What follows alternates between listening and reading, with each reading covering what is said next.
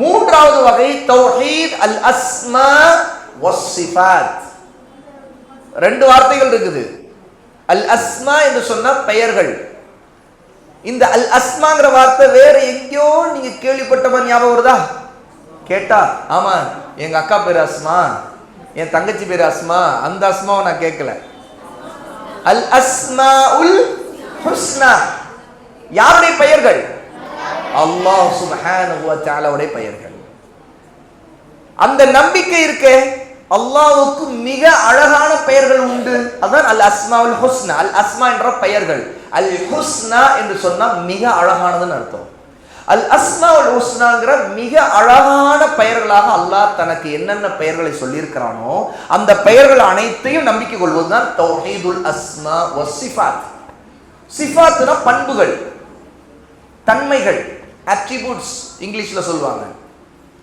ஒவ்வொரு பெயரிலும் அல்லாஹ்வுடைய பண்பு சொல்லப்பட்டிருக்குது. அர் ரஹ்மான் அப்படின்னு சொல்லும்போது அல்லாஹ்வுடைய என்ன பண்பு தெரிஞ்சுக்கிறோம்? ரஹம் செய்யக்கூடியவன். ரஹ்மத்துங்கிற பண்பு அல்லாஹ்ட்ட உண்டு. ரஹ்மத்னா கருணை, அன்பு. அர் ரஹ்மான் அர் ரஹீம்ங்கிற ரெண்டு பெயர்லயும் அல்லாஹ்வுடைய பண்பு ரஹ்மத்துங்கிற பண்பு சொல்லப்பட்டிருக்கு. அப்ப இதுதான் சிஃபத்துன்னு சொல்றது.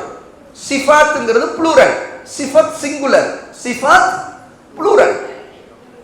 அப்போ அல்லாஹ்வுடைய பெயர்கள் அல் அஸ்மாஉல் ஹுஸ்னா ஒவ்வொன்றிலும் அல்லாஹ்வுடைய பண்புகள் சொல்லப்பட்டிருக்குது. ஏன்னா அதுக்கு அர்த்தம் அதுதான். அல்லாஹ் தஆலாவை அஸ்-ஸமத் அப்படின்னு சொல்றோம்னா எந்த தேவையும் இல்லாதவன் அர்த்தம். அப்போ அல்லாஹ்வுடைய பண்புல என்ன ஒரு பண்புனா அல்லாஹ்வுக்கு தேவைகள் இல்லை, நீட்ஸ் இல்லை. தேவைகள் நமக்கு தான் இருக்குது. நமக்கு இது வேணும் அது வேணும், பல தேவைகள் இருக்குது.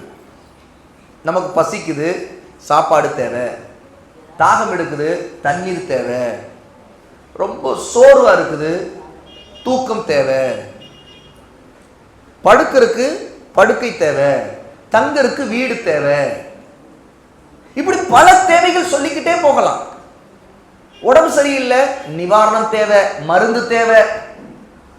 இப்படி தேவைகள் நமக்கு இருக்குதே, அந்த மாதிரி அல்லாஹ்வுக்கு எதுவும் இல்லை. அவன் தான் அஸ்-ஸமத். அஸ்-ஸமத்ங்கிறது அல்லாஹ்வுடைய ஒரு பெயர் தானே. குல் ஹுவல்லாஹு அஹத் அல்லாஹுஸ் ஸமத். அப்ப அல்லாஹ் சமதாக இருக்கிறான், தேவையற்றவனாக இருக்கிறான். அல்லாஹ்வுடைய பெயர் தான். அதை நம்ம நம்புகிறோம். அல்லாஹ்வுக்கு எந்த தேவையும் இல்லை என்றும் நம்புகிறோம். இன்னும் சொல்ல போனா நம்முடைய இபாதத்துகள் கூட அல்லாஹ்வுக்கு தேவையில்லை. உண்மையில் நாம் செய்யக்கூடிய இபாதத்தால் நமக்குத்தான் நன்மை, அது நமக்கு தான் தேவை. அல்லாஹ்வுக்கு நம்மிடம் எந்த தேவையுமே இல்லை. அல்லாஹ் ஸமத்.